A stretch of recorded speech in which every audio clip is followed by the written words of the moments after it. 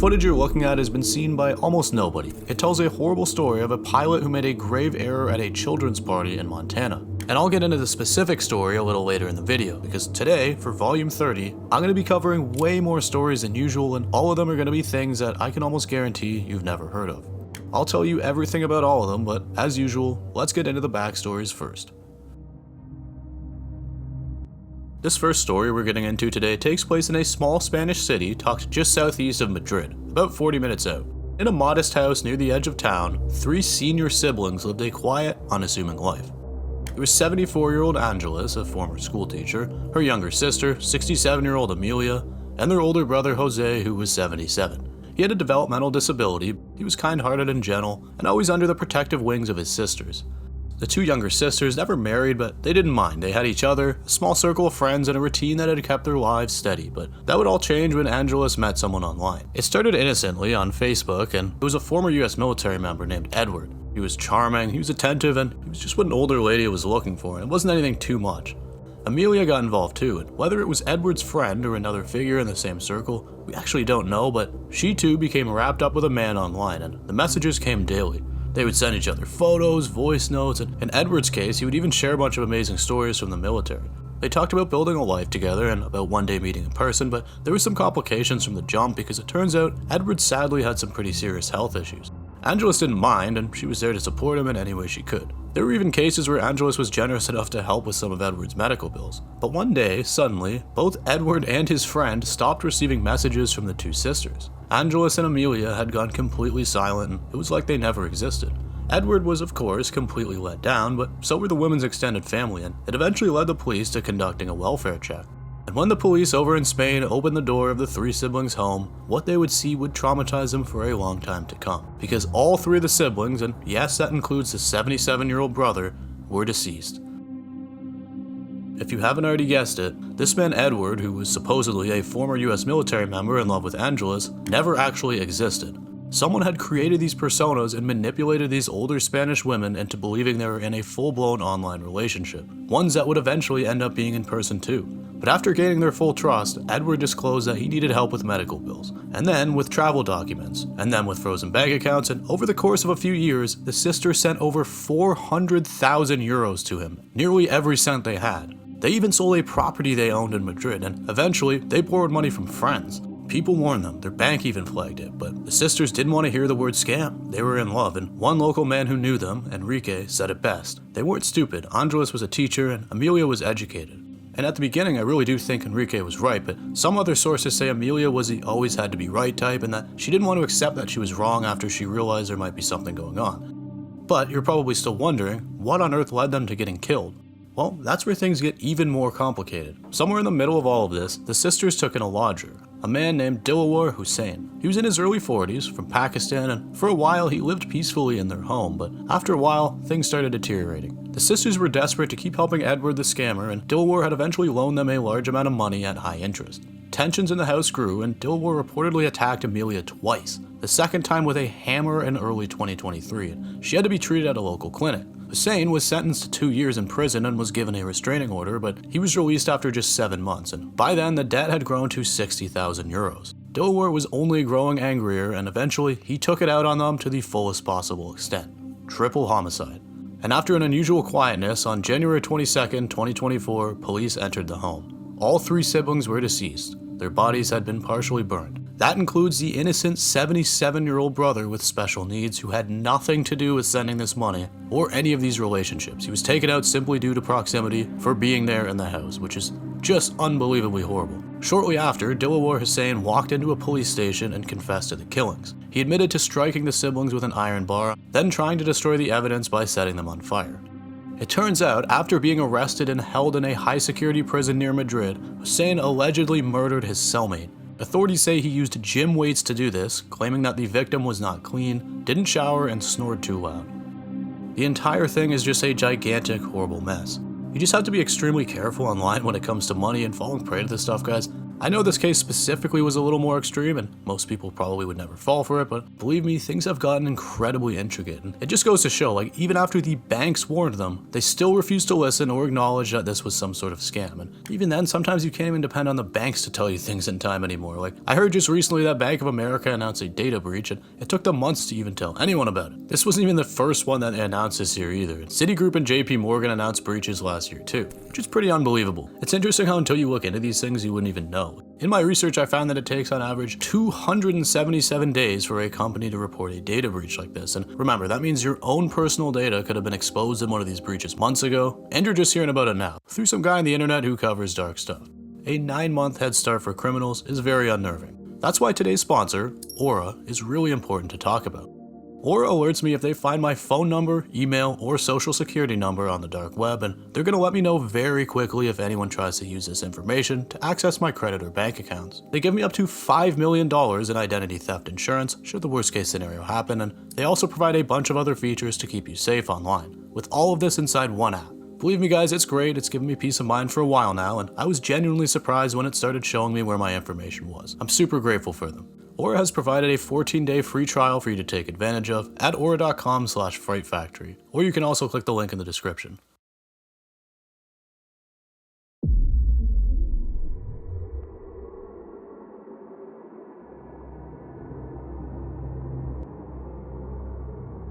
If you were on YouTube back in the late 2000s like me, you already know how wild things could get. Things were so much different, a lot was better, and that could have its own video entirely. But in terms of today's topic, this was the golden era of reaction videos, when people dared each other to watch things like 2 Girls 1 Cup, 3 Guys 1 Hammer, BME Pain Olympics, all that crap. Shock content wasn't just accepted, it was really just a whole subculture, and you can probably remember a ton of them. But in the middle of it all, a bizarre and brutal sounding title started showing up. Its name was 3 Orangutans 1 Blender. The earliest known reference came from a video uploaded on January 25th, 2008 by a YouTuber named Persephone Rose. The title was 3 Orangutans 1 Blender reaction video! Exclamation mark, exclamation mark. In the video, he reacts to a clip supposedly sent to him by a friend named Ian. The description describes it as way worse than 2 Girls 1 Cup and BME Pain Olympics. And because it was new to the genre, other people wanted to see it immediately. The next person to post a reaction video about it was named Demonico, or Damonico, I don't know. They posted a similar video and it was titled 3 Orangutans 1 Blender. But the reaction was actually insanely intense, like these people were gagging, there was horrified expressions and all of that. And the comments exploded with viewers claiming that they'd seen it and that it was the most disturbing thing they'd ever witnessed and to just never look this up. But alongside these comments were a subset of other comments of people claiming that they could not find this 3 Orangutans 1 Blender video, and they wanted a link. But it was a link that they could never get, which led people to speculate that it was on the dark web or it was just being sent around to a few exclusive groups. And in the reaction video, we can even hear the audio. Here's a clip of the first one. Okay, so my friend Eli was telling me about this new video called 3 Orangutans 1 Blender. How much worse could you get, right? So he wrote down the website for me, and I'm gonna type it up and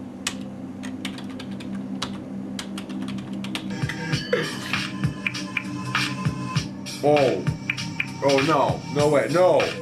Oh.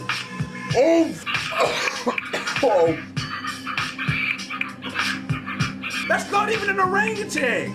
What the?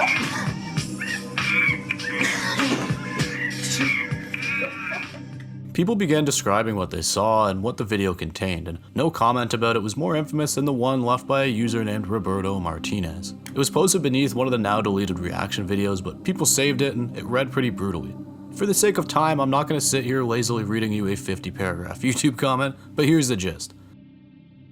According to Martinez, the video took place in a jungle compound surrounded by trucks, cabins, and a massive industrial building. He said it looked like it was either in India or Brazil. The perpetrators were a group of shirtless men wearing yellow and green camouflage, sporting strange tattoos and symbols. Some people speculated that they were part of a terrorist cell or some sort of weird cult, and these men dragged a number of caged and abused orangutans out of a building.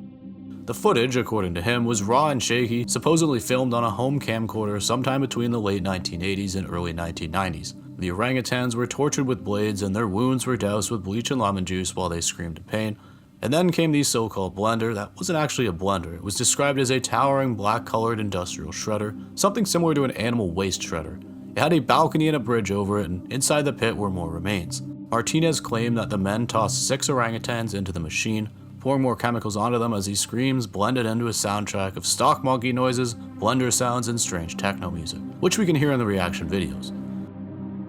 That's the gist, but the comment dragged on and explained a bunch of other things too. He even claimed that there was a longer version and that the original video only surfaced around 2006 via the dark web.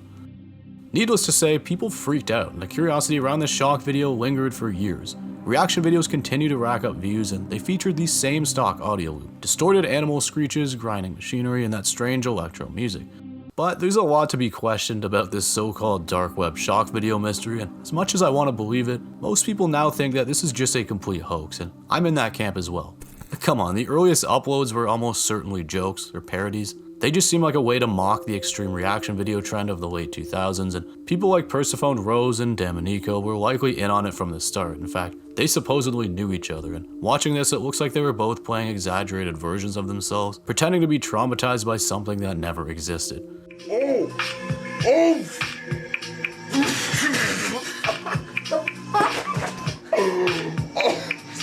It seems to me that it was clearly satire, but so deadpan that people didn't catch the punchline. The Martinez comment is almost certainly made up. There's no supporting evidence, no matching footage, no news reports, no dark web archives, no law enforcement cases, and if you don't believe me, I implore you to read this entire comment. It reads like a creepypasta written by a 15-year-old. Even the audio used in this reaction video is just a mashup of public domain animal cries, blender sounds, and royalty-free music. Anybody could have made this, and many did. I would personally bet that I could source these sounds and make this exact same thing in about 5 minutes on FL Studio. There was also a counter rumor claiming that the real video was just someone making smoothies for orangutans in the kitchen, and the animals are just excited and bouncing around. Nonetheless, these are my favorite types of things to explore on this channel, as it just brings me back to being on the internet decades ago, back when I easily would have believed all of this. It's just something fun in the middle of a very dark compilation of stories. Whatever version of the story you prefer, the result is the same. 3 orangutans, 1 blender is the most disturbing video that you'll never see, because it likely never existed.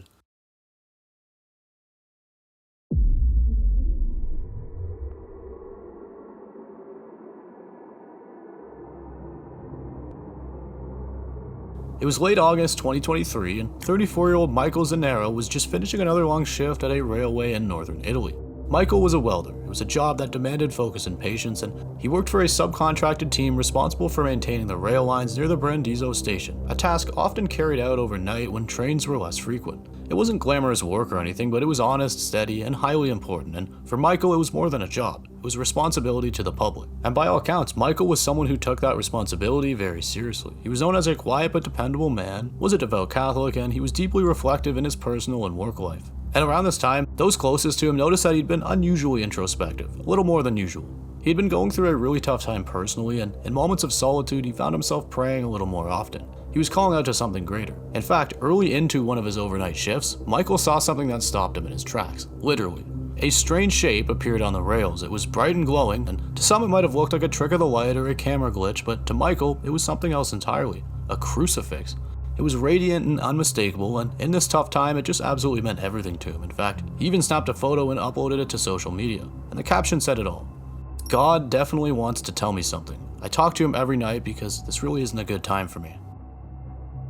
It wasn't a really dramatic post or anything, it wasn't seeking attention, it just felt more like a quiet acknowledgement, something he'd seen and shared and then left for others to make sense of, and Michael went about his life again and continued with his faith as usual.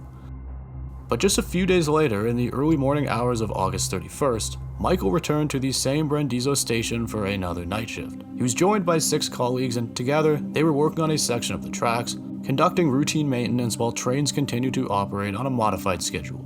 And before midnight, Michael was bent over the rails, focusing on his task, just like he'd been countless nights before. But this night, something went terribly wrong. A train, moving at 160 kilometers per hour, came barreling down the line. And by some insanely horrible odds, 5 workers, including Michael, were killed instantly, and 2 others narrowly escaped with their lives. There was no time to run, there was no time to react, just the mechanical roar of steel against steel, and then silence. The investigation that followed pointed towards a fatal miscommunication. There had been no official clearance given for the team to be working on that section of the track. In fact, according to preliminary findings, the team should have never been out there at that moment. It was a failure of systems, oversights, and most importantly, communication. Something here just went terribly and irreversibly wrong. Unexpectedly, in the days after the tragedy, Michael's social media posts began circulating again. After all, he was asking if God was trying to tell him something, and this crucifix was at the very end of the train tracks where he would lose his life. People who saw the picture couldn't help but wonder, was it a sign, was it a coincidence, or was it a warning? And no one can say for sure, but what remains is this. Michael Zanero is a great guy who lived in his faith, found beauty in unexpected places, and left behind a moment that to many felt pretty sacred. The accident's actually still under investigation by Italian authorities, but the memory of that night and that image continues to linger. I personally think this is terrifying and beautiful, but I also am a very practical person, so it's hard to say. Rest in peace to this man.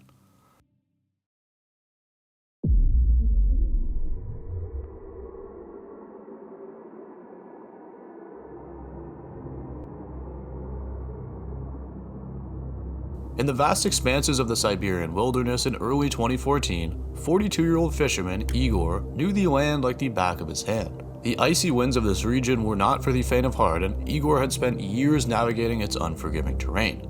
On one fateful day, he set out for his usual fishing trip, a peaceful routine that gave him a sense of purpose in the remote corner of the world, but little did he know, the day was about to take a terrifying turn.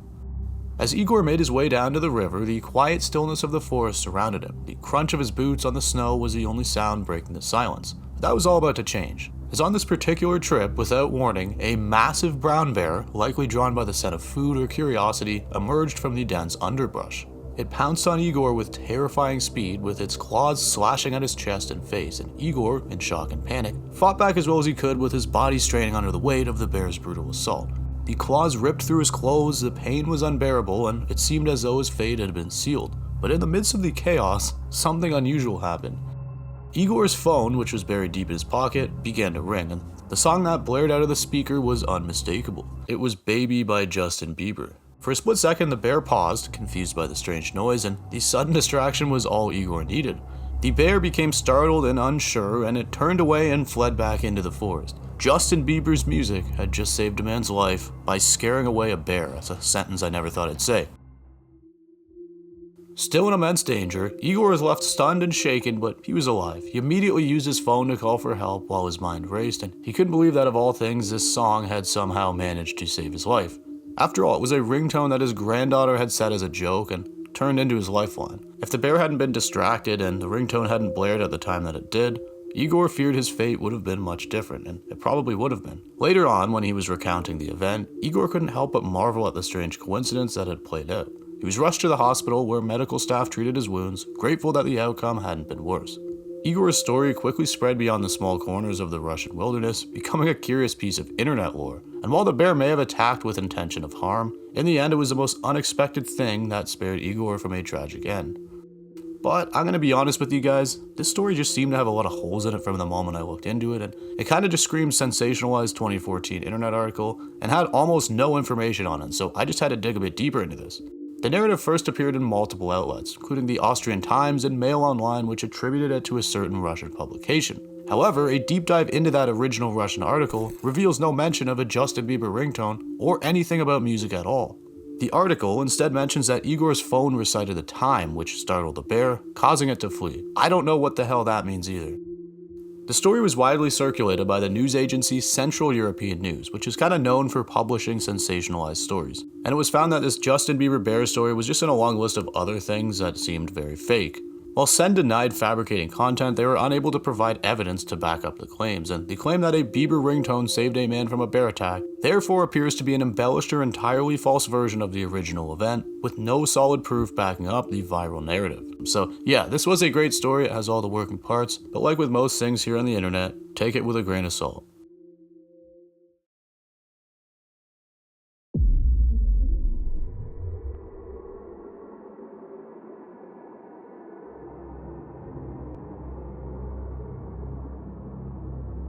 It was a bright July 4th afternoon in 1994, and excitement was in the air at the Seeley Lake Elementary School in the state of Montana. Children were eagerly awaiting a special surprise, and by all means the scene was set for what should have been a fun and light-hearted event. The The children had gathered outside, filling the school's playground area with laughter and chatter, patiently waiting for a unique treat. Ping pong balls that were going to be dropped from the sky.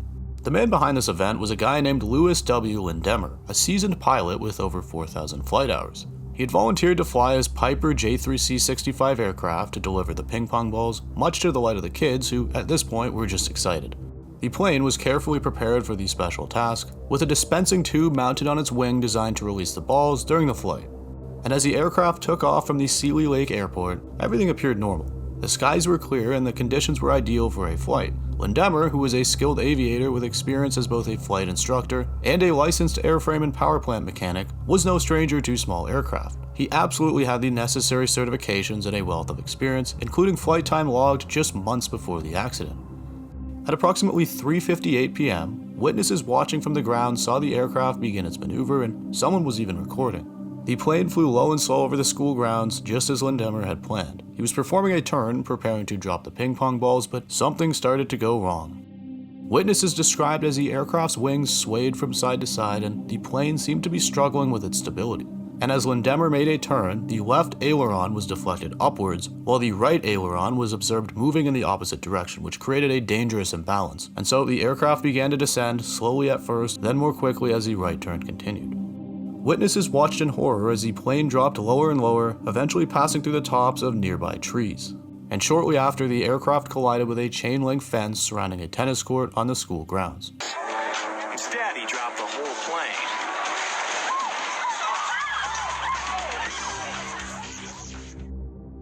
Miraculously, despite the proximity to the playground and the tennis court where numerous people were gathered, no one on the ground was injured. But horribly, the pilot would pass away as a result of the accident. The injuries were just too much. The wreckage was later examined in detail, and a videotape from the scene was reviewed by investigators. And despite the severity of the crash, Lindemer's toxicology report thankfully showed no signs of intoxication or drug use. It seems that his decades of experience and extensive flight training just couldn't reverse this accident once it had begun to unravel. The community, who was shaken by the loss, later remembered Lindemer not just as a pilot, but as a man who thoroughly enjoyed bringing joy to others, even as the end came so unexpectedly and tragically. And at the end of the day, he was just up there trying to give the young ones a good time. Rest in peace.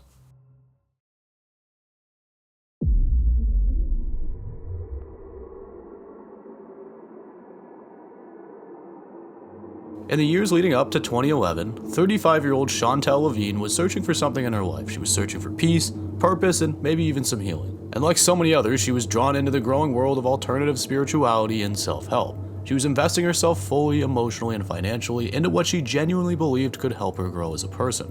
She was a mother of two living in St. Albert, Quebec. By most accounts, she was kind, hopeful, and just deeply curious about the world beyond the material. That curiosity led her to Gabrielle Frichette, a woman who claimed to be a spiritual guide of sorts. Gabrielle claimed to be able to channel an ancient energy and help people transcend their inner pain, and because she was interested, Chantal began attending Gabrielle's workshops in 2007. And what started as a simple interest became something much more consuming. She reportedly spent over $18,000 on sessions, rituals, and spiritual training led by Frichette, as well as some of Frichette's assistants.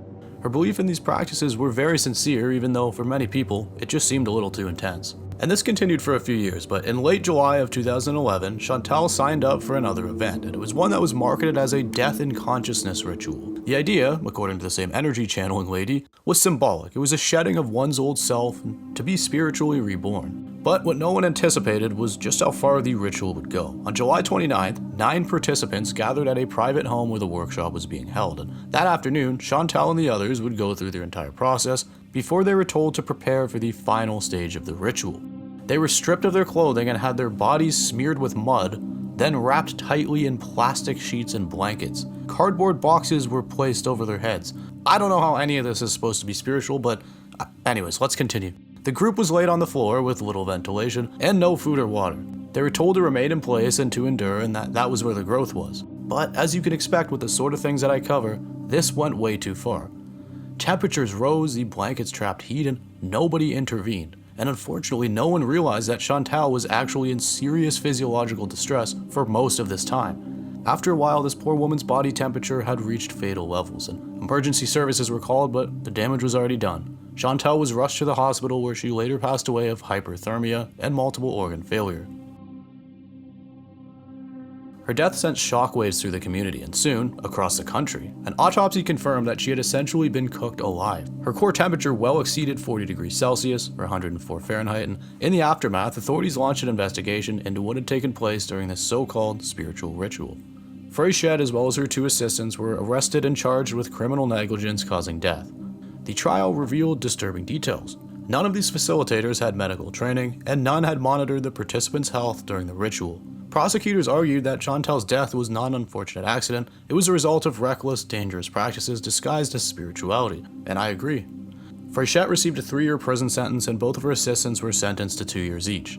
It was one of the first cases in Canada where individuals were convicted for a death that occurred during an alternative therapy session. Chantal Lavigne's story is devastating, and yes, she was hopeful, she believed in healing, and she trusted the people who promised to help her to find it, but she paid for that trust with her life, and it seriously highlights the capacity for being naive under the care of these types of people. This all just sounds like some sort of cult. These cases are rare, but they happen, and it's just horrible.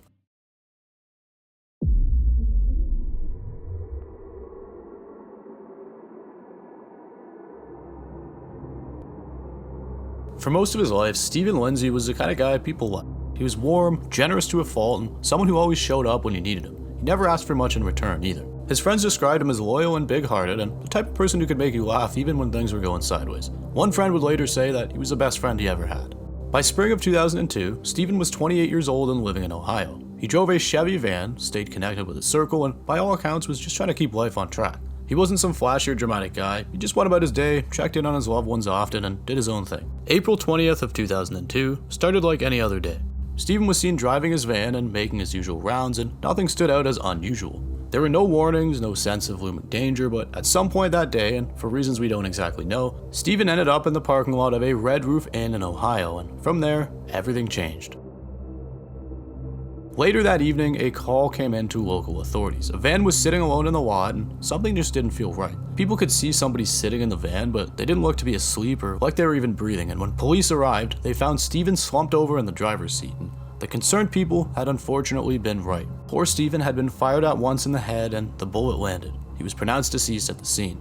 The news sent a shockwave through the community. No one could understand why it would be him. He wasn't believed to be involved in anything shady, he had no known enemies, and didn't carry himself like someone who made trouble. The investigation ramped up fast. Detectives interviewed friends, combed through his recent activity, and traveled out of state following leads. And eventually, a man named Neil Anderson came onto their radar. And he wasn't just any random name, they had a real reason to believe that he could have been involved, but at this point in time, they didn't disclose what it was. But there was problems with this lead. No physical evidence tied him to the scene, there was no witnesses that could place him there, and with no murder weapon and no confession, prosecutors couldn't make it stick. They had nothing. And for years, this case really just sat. Detectives reopened it at least once, hoping advances in forensic science or new interviews would break it open, but nothing panned out. And so, the file remained open and Stephen's name was added to a long list of victims without answers. And for over 2 decades, this remained a very perplexing and unsolved mystery, and I would have put it in my mystery series, but very recently something actually changed that completely solved this case, and it's probably not what you would expect.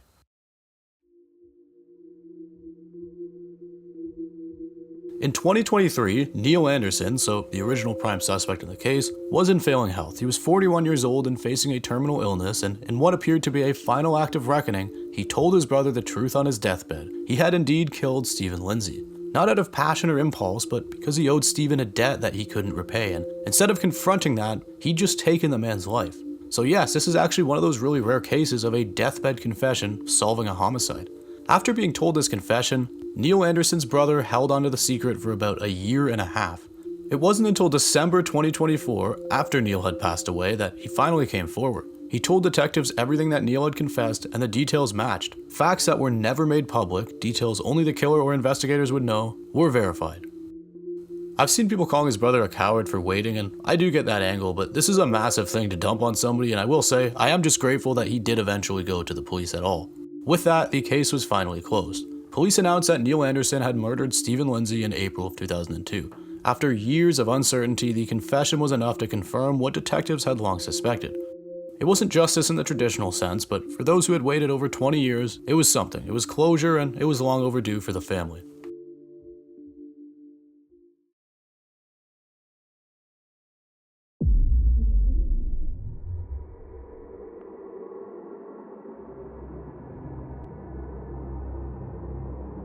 It was a routine evening in a small town in Wales in June of 2023 when Barry Griffiths, a 57-year-old man known for his pretty reclusive nature, was busy in his kitchen attempting a very simple task. But little did he know this ordinary act in his kitchen would end up making for one of the most bizarre and tragic accidents out there. On this particular evening, after he decided he was going to prepare a meal, he went to retrieve 2 frozen burgers from his freezer. And in the process, because they were those frozen ones, the 2 patties were stuck together. This is just a common inconvenience that every single one of us has faced. So, to separate them, he thought of what he could use and then eventually reached for a kitchen knife. He started trying to use the knife to separate the burgers, and he actually had limited mobility in one of his arms due to a stroke that he'd had previously, so he started really struggling with the task. But then horribly, as he attempted to pry the burgers apart, the kitchen knife slipped with all of his force into it and plunged directly into his abdomen. The injury was severe to say the least, and alone in his apartment, Griffiths tried to think of what to do, but things just happened way too fast, and before he knew it, he eventually succumbed to the wound while laying on his bed. It's also important to note that he had a series of health issues beyond just the previous stroke, and we don't know exactly why he was on his bed, but he could have been looking for his phone. It really could have been anything. Barry remained undiscovered for over a week because, again, he was a pretty isolated person, but eventually, concerned neighbors who noticed his absence alerted the authorities. And on July 4th of 2023, police conducted a welfare check and found Barry lying fully clothed on his bed, with bodily fluids found everywhere in the hallway, bathroom, and bedroom.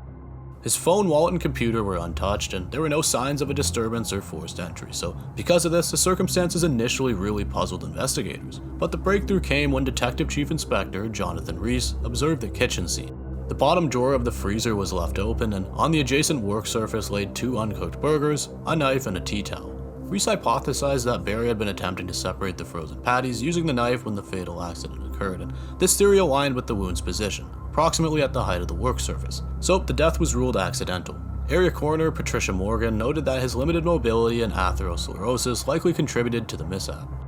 This tragic event serves as a stark reminder of how everyday tasks can turn fatal, especially for individuals with physical limitations. Rest in peace to poor Barry.